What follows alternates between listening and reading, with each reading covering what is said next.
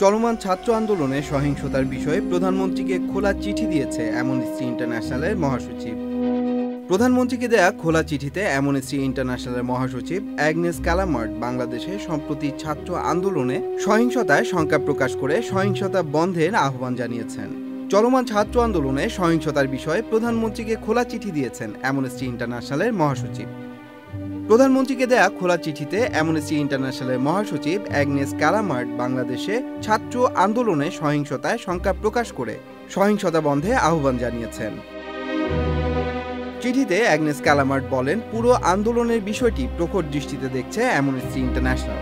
ছাত্র পুলিশ সংঘর্ষকালীন সহিংসতার সব ধরনের যাচাইকৃত তথ্য উপাত্ত সংগ্রহ করেছে তারা। ছাত্র আন্দোলনে বাংলা ব্লকেট কর্মসূচির আন্দোলনকারীদের উপর হামলার ঘটনায় মৃত্যুর সংখ্যার দিক দিয়ে এই আন্দোলনকে এ যাবৎকালে সবচেয়ে বড় রক্তক্ষয়ী আন্দোলন বলে উল্লেখ করা হয় চিঠিতে। আন্দোলনে নিহতের সংখ্যার বিষয়ে গরমিলের কথাও উঠে আসে অ্যামনেস্টি মহাসচিবের চিঠিতে।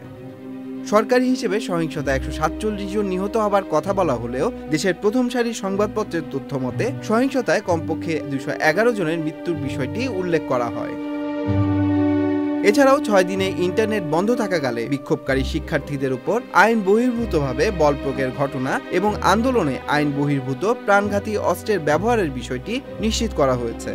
ক্যালামার্ট চিঠিতে গণমাধ্যমের সূত্র ধরে 10,000-এর বেশি ব্যক্তিকে গ্রেফতারের কথা উল্লেখ করেন, যাদের বেশিরভাগ বিরোধী দলের নেতাকর্মী, আন্দোলনকারী, শিক্ষার্থী ও বিক্ষোভের অংশগ্রহণকারী।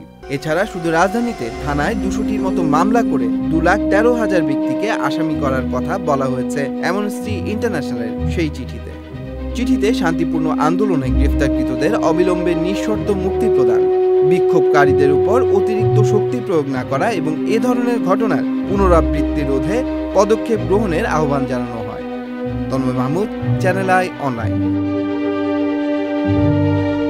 এখন জন্ম সনদ দিয়ে খোলো বিকাশ স্টুডেন্ট অ্যাকাউন্ট। নিজের বিকাশ নিজে কর।